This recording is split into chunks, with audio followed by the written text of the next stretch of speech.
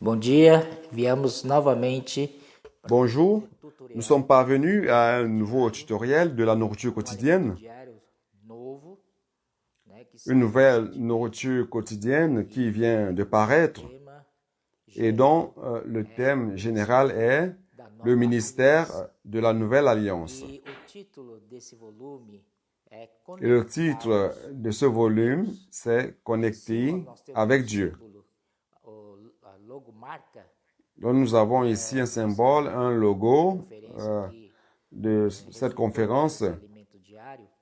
qui a donné naissance à cette nourriture quotidienne qui Quer est dizer isso, né? une éclipse. A lua aqui Une éclipse representa a lunaire. velha aliança. Qu'est-ce que cela veut E dire? essa velha aliança foi La lune está représente l'ancienne passando alliance. e chegando, né, a Et nova aliança. cette A lua ancienne alliance ela vai est en train partindo, de você tá passer, vendo que de a s'en lua vai aller, deixando et la nouvelle alliance e apparaît. aí Donc vous deixa voyez que la transparecer lune est en train de a partir luminosidade, a glória do et sol, laisse né? O transparaître sol derrière representa a la nova aliança. luminosité, Então, la gloire du pouco a soleil. pouco vai se Donc afastando la a gloire, velha le soleil para représente que la a lua nouvelle venha alliance. novo. E Peu à peu, esse novo, essa l'ancienne nova alliance va aliança s'effacer representada pelo pour laisser sol, place à la quer nouvelle dizer alliance.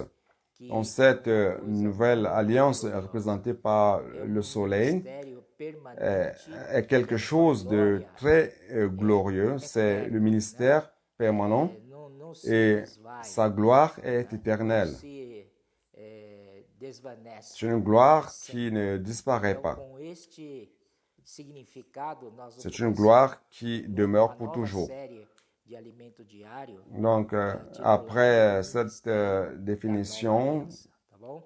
Então nós nous vamos allons para commencer donc a semana le 1. tutoriel de Semana 1 cette nouvelle nourriture tem quotidienne dont le thème por principal est tem por ministère de la tema nouvelle também alliance. o Donc, único ministério, né? le thème de Nós vamos falar desse único la ministério. première semaine, c'est Por que isso, né? Porque l'unique para ministère. Aujourd'hui, nous allons parler de cet unique ministère. de onde veio o nosso ministério, da obra Donc, do pour que ce Senhor, soit clair, frère, começou, d'où vient notre podemos ministère? afirmar que esse Donc, ministério mais tarde nós d'où vamos il a ver commencé? Nous durante a pouvons exposição que esse affirmer, ministério et começou plus com tard o nous allons le próprio Senhor voir Jesus. durant l'exposé, Então que vamos lá, ce tá lá. ministère a commencé avec le Seigneur Jésus lui-même ici sur terre. Segunda-feira diz assim, a base da unidade Donc, allons-y. e o Première semaine, ministério lundi, da dit ceci. nova aliança. La base Essa semana de l'unité nós vamos ver et le ministère de la nouvelle alliance. assuntos dentro do total que é o único ministério. Durant cette semaine, nous allons voir certains Segunda-feira sujets nós vamos falar da base correta da dans unidade. ce thème général qui est l'unique ministère. Donc, nous allons parler de la base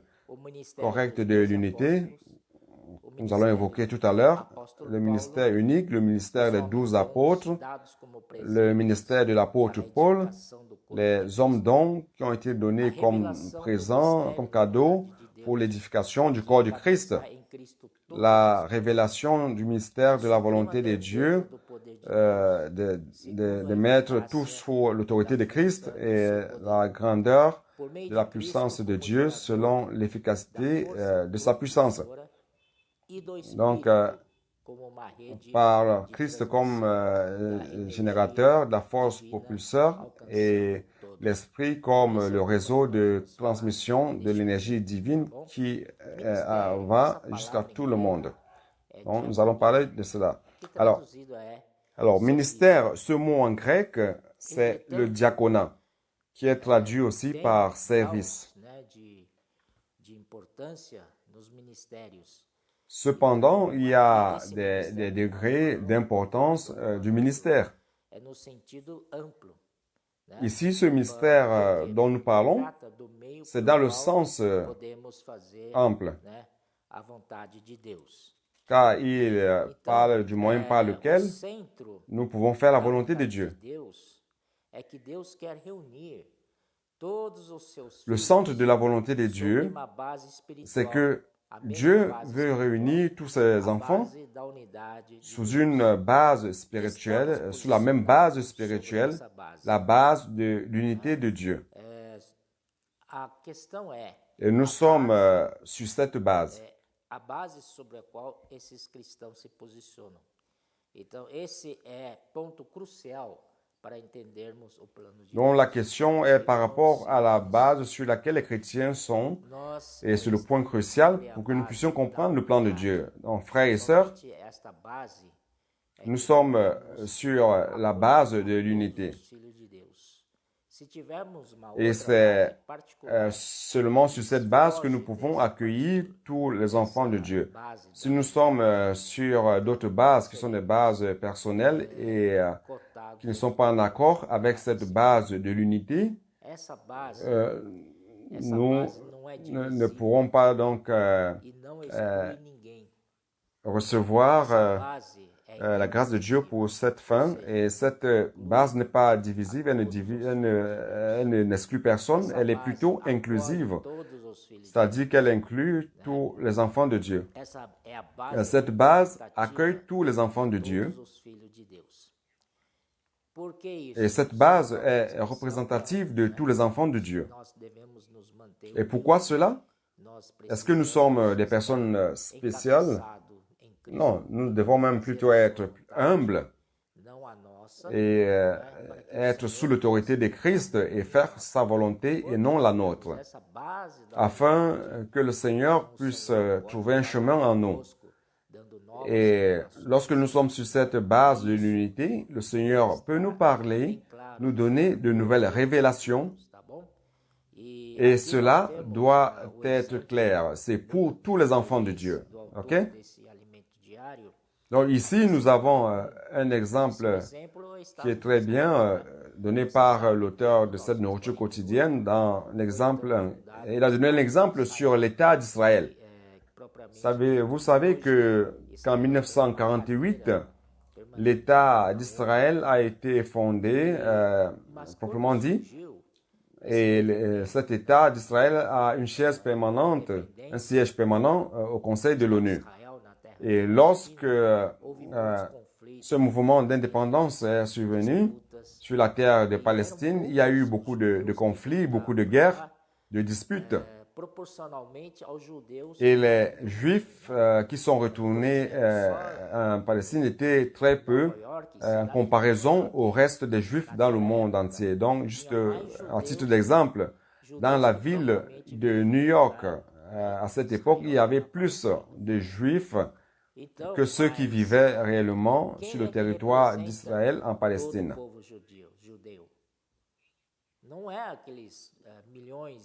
Alors, qui est-ce qui représentait le peuple juif? Ce n'était pas ces millions de Juifs qui étaient aux États-Unis, principalement dans la ville de New York. Ce n'était pas ceux-là qui vivaient aux États-Unis, qui étaient les plus intelligents ou les plus riches ou qui avaient plus de capacités.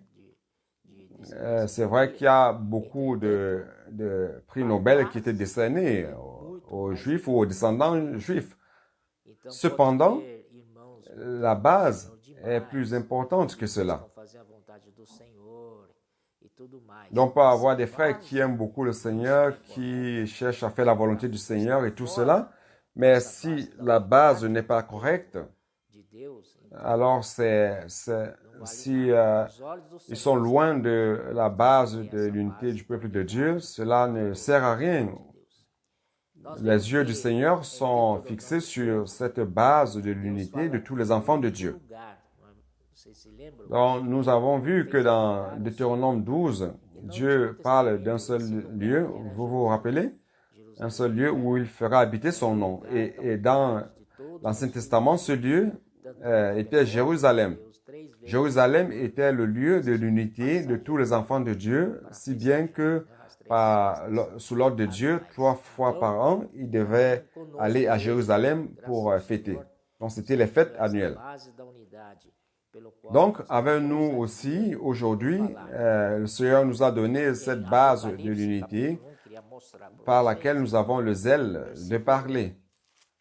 Et l'Apocalypse chapitre 1, je voudrais vous montrer cela, verset 1. Révélation de Jésus-Christ que Dieu lui a donnée pour montrer à ses serviteurs les choses qui doivent arriver bientôt et qu'il a fait connaître par l'envoi de son ange à son serviteur Jean. Allons au verset 11. Qui disait, ce que tu vois, écris-le dans un livre et envoie-le aux sept églises. Quels sont les noms de ces sept églises? Ici, il ne parle de rien de ce que vous pouvez penser. Il dit aux sept églises, 2 points. Éphèse, c'est quoi Éphèse? Éphèse, c'est le nom d'une ville. Donc, l'église dans cette ville-là prend le nom de la ville. À Éphèse, combien d'églises doit-il y avoir à Éphèse? À cette époque-là, il n'y avait qu'une seule église. Et ce principe doit prévaloir jusqu'à nos jours aussi.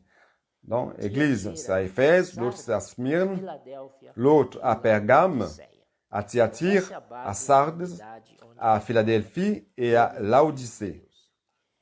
Donc ça, c'est la base de l'unité qui englobe tous les enfants de Dieu.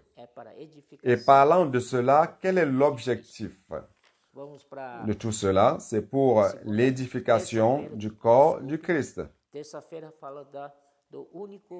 Allons à mardi. Mardi parle de l'unique ministère. Ce sujet a en fait commencé avec Jésus lui-même. Allons à Luc chapitre 3. Luc chapitre 3, 21 à 23. Okay. Ici il dit, c'est le baptême de Jésus. Donc, tout le peuple se faisait baptiser. Jésus fut aussi baptisé. Et pendant qu'il priait, le ciel s'ouvrit. Et le Saint-Esprit descendit sur lui sous une forme corporelle comme une colombe. Et une voix fit entendre du ciel ces paroles. Tu es mon fils bien-aimé, en toi j'ai mis toute mon affection. Le verset 23 dit, Jésus avait environ 30 ans lorsqu'il commença son ministère. Donc ici, nous voyons que Jésus a commencé son ministère. Luc 4, 1 dit ceci, Jésus, rempli du Saint-Esprit, revint du Jourdain, et il fut conduit par l'Esprit dans le désert. Donc, nous voyons au verset 22 de Luc 3 que l'Esprit est descendu sur lui sous forme corporelle d'une colombe. Cela montre qu'il a été revesti par l'Esprit.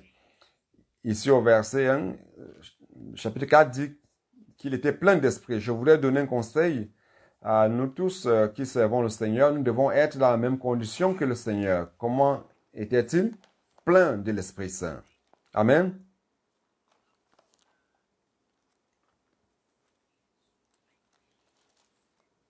Alors, quand l'Église est apparue, c'était dans Acte 1,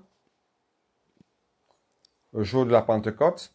Ils étaient tous réunis et l'Esprit Saint est venu comme un vent impétueux qui a rempli la salle dans laquelle ils étaient et s'est divisé en langue de feu sur chacun d'eux. Ils ont commencé à prophétiser au nom de Dieu.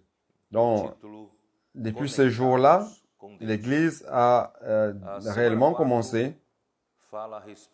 Alors, on a Acte 1, 8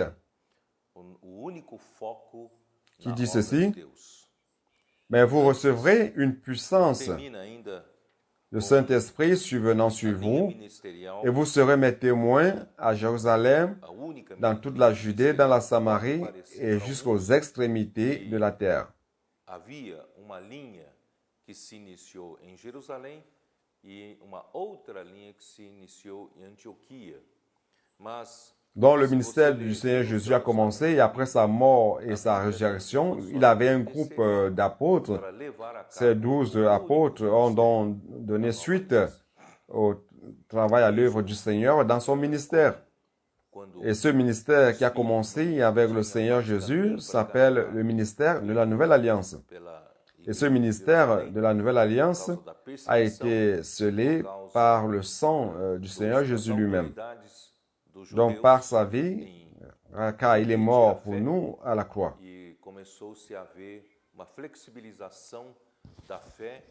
Pendant que nous savons que l'ancienne alliance a été basée sur la loi de Moïse, aujourd'hui nous ne sommes plus sous cette ancienne alliance, nous sommes dans la nouvelle alliance scellée par le sang du Seigneur. Pour vous montrer qu'il existe un seul ministère, dans Actes 1:25, qui dit ceci: afin qu'il ait part à ce ministère et à cet apostolat que Judas a abandonné pour aller en son lieu. Donc il devait choisir quelqu'un, un des disciples du Seigneur, pour prendre place de cet apostolat qui a été laissé par Judas. Nous savons que Matthias a été choisi. Mais il est important de noter qu'au verset 25, il dit, afin qu'il ait part à ce ministère, à cet apostolat. Donc, il n'existe pas un autre, mais c'est ce ministère. Il existe un seul ministère. Cela est très important que nous le sachions. Donc, mercredi, nous allons voir le ministère qui a été mené à bien par les 12 apôtres. Les 12 apôtres ont une position spéciale dans l'économie de Dieu. Le Seigneur Jésus, lorsqu'il s'en est allé de la terre et qu'il est monté au ciel, il a il a donné la commission à ces 12 apôtres afin de mener à bien cet apostolat, ce ministère. Nous pouvons voir cela, voir qu'ils ont une position spéciale, si bien nous savons qu'ils étaient ceux qui suivaient le Seigneur dès le début. Vous vous rappelez de l'appel d'André, de Pierre, de Jean, de Jacques et bien d'autres. Le Seigneur leur a dit, suivez-moi. Et immédiatement, ils ont abandonné leur bateau, leur filet, parce que c'était des pêcheurs, et ils ont suivi le Seigneur. Et ils ont suivi le Seigneur durant ces 3 ans et demi que le Seigneur a passé dans son ministère sur terre. Donc, c'est merveilleux. Ils ont écouté la parole directement de la bouche du Seigneur. C'était un grand privilège qu'ils avaient. Ils ont reçu tout cela, n'est-ce pas? Ils ont vu Jésus se faire crucifier, Jésus crucifié, et ils ont rendu témoignage de ce que Jésus était ressuscité. Quelle gloire, n'est-ce pas? Donc, à ceux-ci, le Seigneur a donné une position spéciale. Allons voir Apocalypse 21.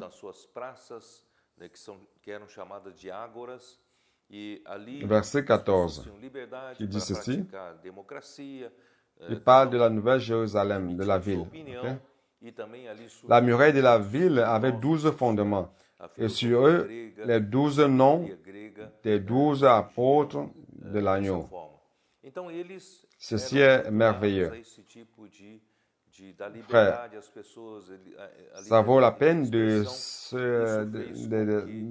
remettre totalement au Seigneur et de le servir, et nous allons recevoir, parce que Dieu est notre récompensateur, il va nous récompenser, car notre œuvre en lui n'est pas vaine. Il va s'en rappeler, comme il s'est rappelé des 12 apôtres qui ont tout abandonné pour suivre le Seigneur. Cela est très beau. Maintenant, on retourne dans Acte 1, 21. Il dit ceci.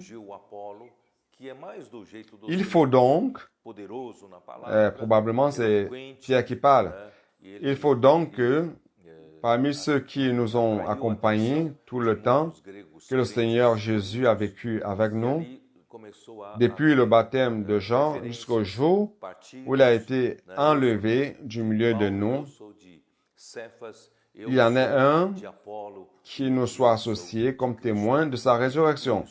Donc, pour faire partie de ce ministère de la Nouvelle Alliance, qui a été donné maintenant au leadership, qui était Pedro et ses compagnons, il fallait qu'ils soient témoins de la résurrection du Seigneur.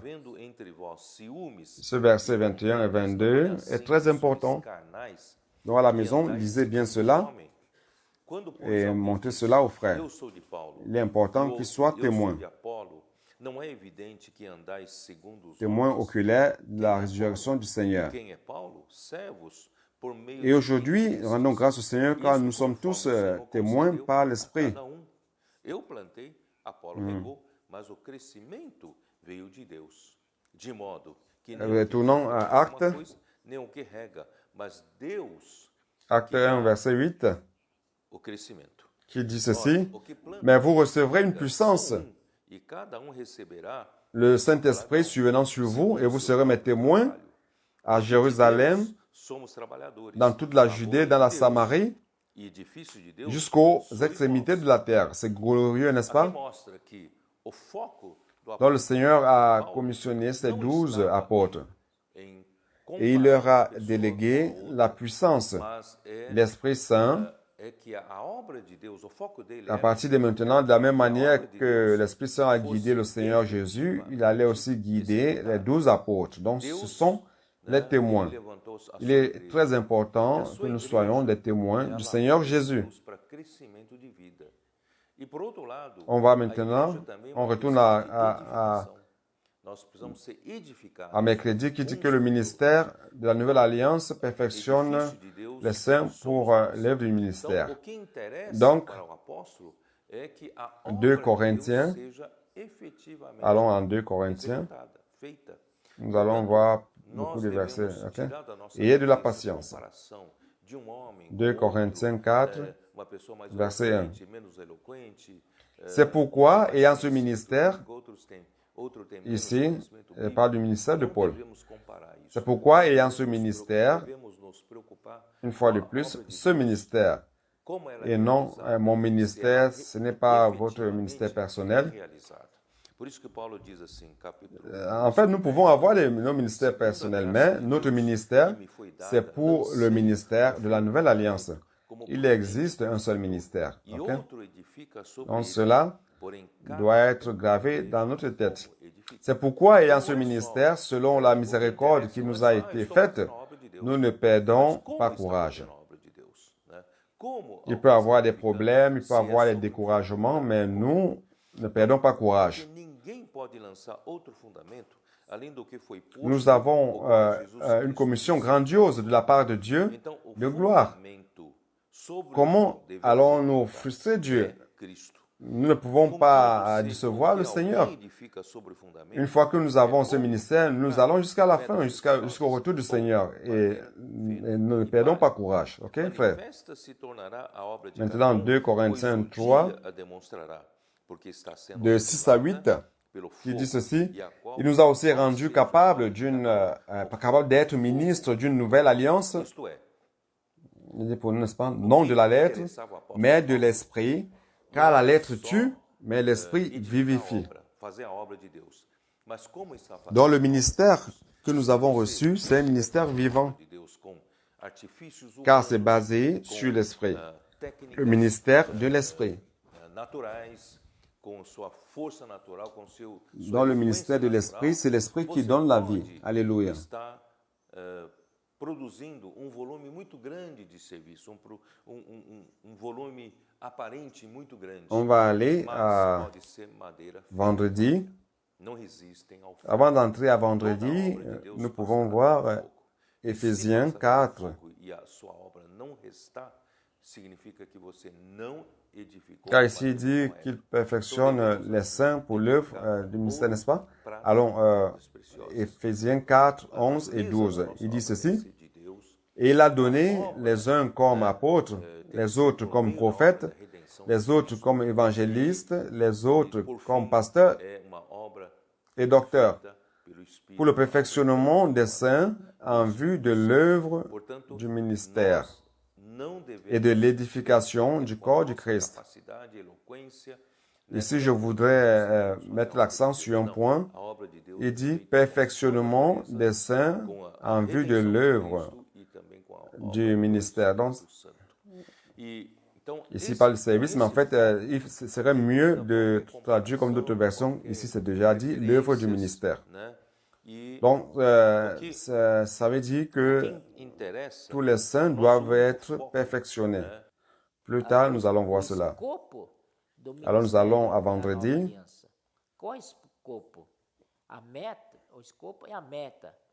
Que l'objectif du ministère de la Nouvelle Alliance, c'est quoi l'objectif du ministère de la Nouvelle Alliance? L'objectif, ça c'est le but.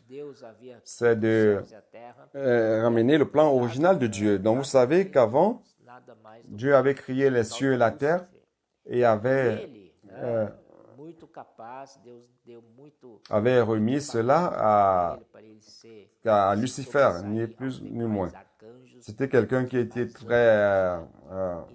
avait beaucoup de capacités et qui pouvait, et à cause de sa capacité, il était au-dessus, il était en exergue par rapport aux autres archanges. On pouvait voir dans Ézéchiel 28 ou Ésaïe 14 qui disent qu'il était le seuil même de la perfection.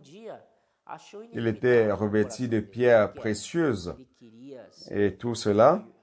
Seulement un jour, l'iniquité a été trouvée dans son cœur. C'était quoi cela? Il voulait monter et être plus grand que ses compagnons. Il voulait monter plus haut que la congrégation des saints et il voulait être finalement égal à Dieu.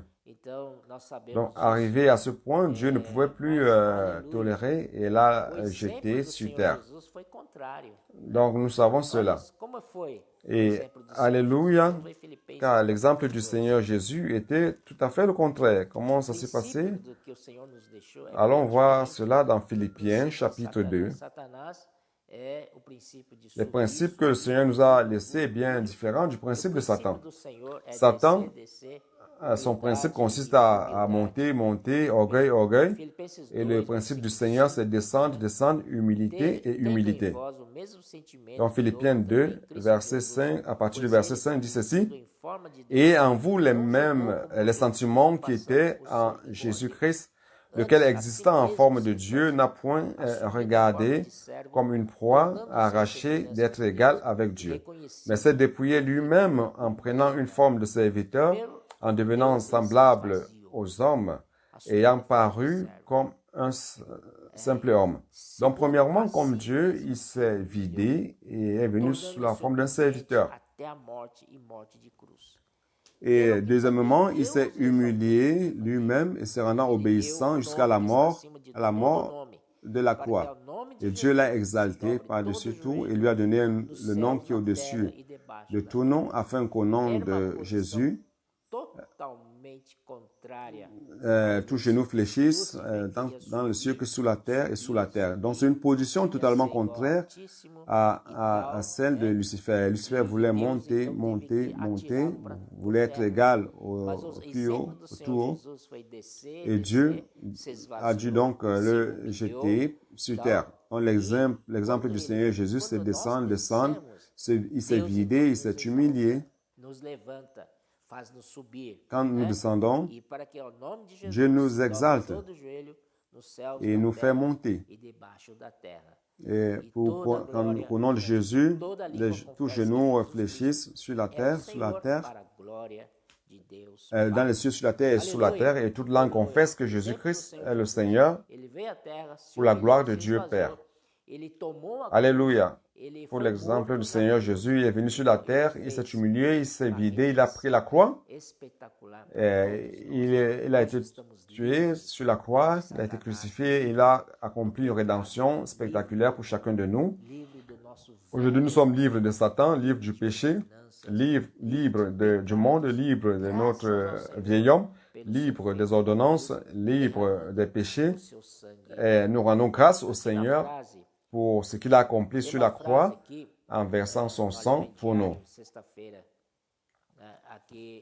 Ici, il y a une phrase dans la nourriture quotidienne, vendredi, qui dit ceci, je vais vous le lire. Pour nous qui étions sans espérance, le salut est venu. Lorsque vous pensez qu'il n'y a aucune sortie à votre problème, sachez que Dieu a la solution. Par la foi, nous pouvons être justifiés par la rédemption qu'il y a en lui. Et non seulement cela, nos péchés ont été pardonnés et nous sommes nés de Dieu. Nous avons été régénérés par l'Esprit Saint. Aujourd'hui, nous sommes enfants de Dieu. Alléluia pour cette œuvre. Rapidement, nous allons à samedi. L'autorité de Christ sur l'Église. Allons à Éphésiens, le livre d'Éphésiens chapitre 1, n'est-ce pas? Verset 9 dit ceci, « Nous faisant connaître le mystère de sa volonté, selon le bienveillant dessein qu'il avait formé en Jésus-Christ. » C'est quoi la volonté de Dieu? C'est quoi le bon plaisir de Dieu?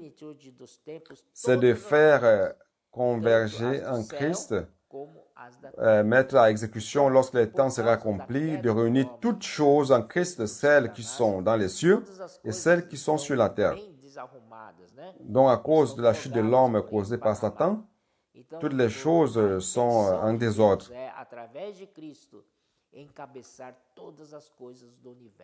Donc, l'intention de Dieu, c'est qu'à travers Christ, qu'il puisse soumettre toutes choses de l'univers, que se soumettre toutes choses de l'univers et ramener de nouveau le plan originel de Dieu qui a été gâché par Satan.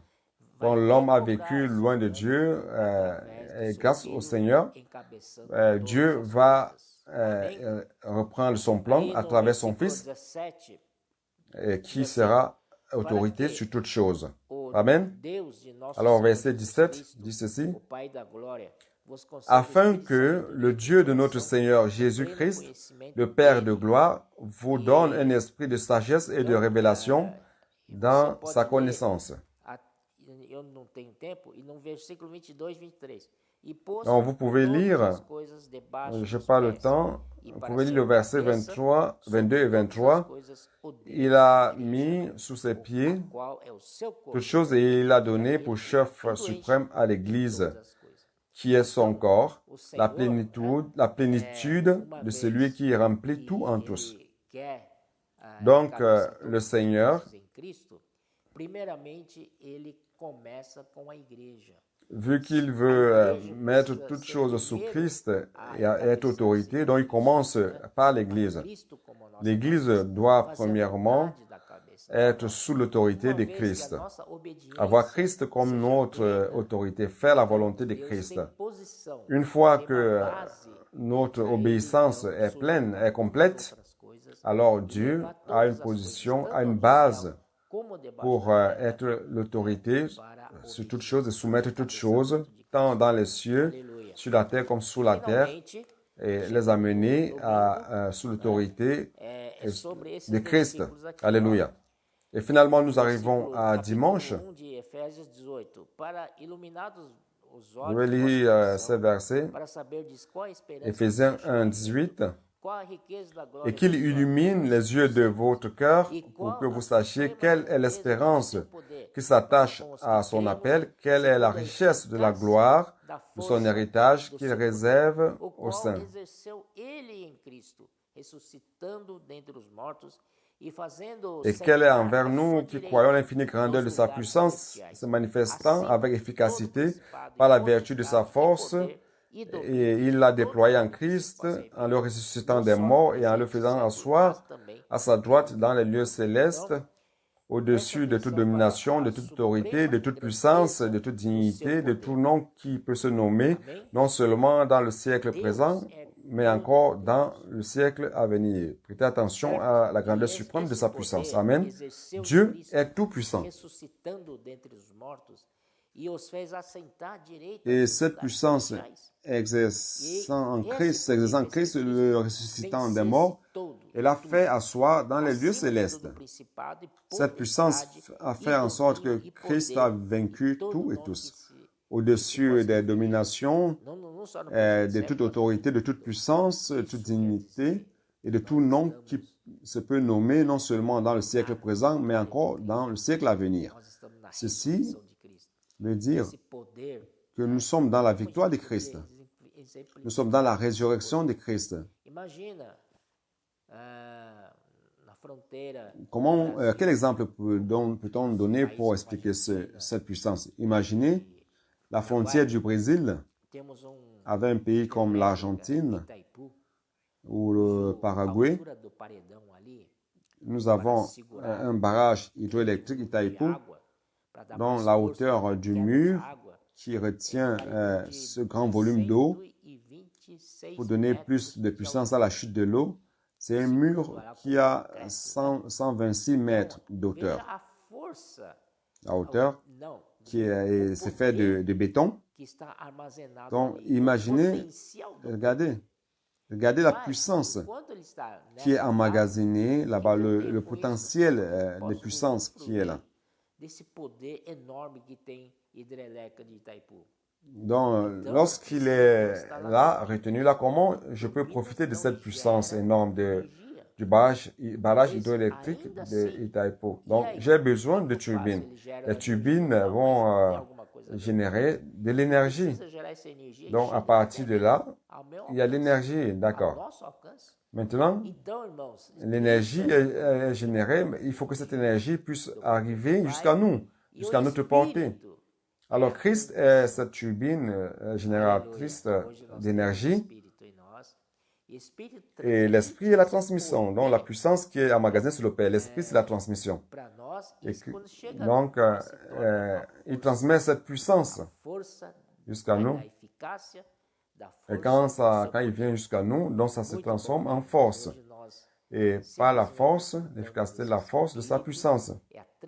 Très bien, n'est-ce pas, frère? Aujourd'hui, nous profitons tout simplement de cet esprit, la transmission de cette puissance de Dieu à travers Christ qui engendre, qui génère la force et qui vient jusqu'à nous. C'est pour cela que lorsque nous sortons pour prêcher l'évangile, et cela est très important, nous parlons de « est-ce que je peux prier pour vous ?» La plupart du temps, à 99% des cas, la personne va dire « oui, vous pouvez ». Et lorsque nous prions, il y a des choses qui se passent. Des miracles se passent. Des signes nous accompagnent. Nous avons beaucoup de témoignages de cela. Alors, frère, profitez de cela. Faites cela. Est-ce que je peux prier pour vous? Laissez échapper cela. Lorsque vous dites cela, alors vous ne pouvez plus reculer. Vous avancez. Amen.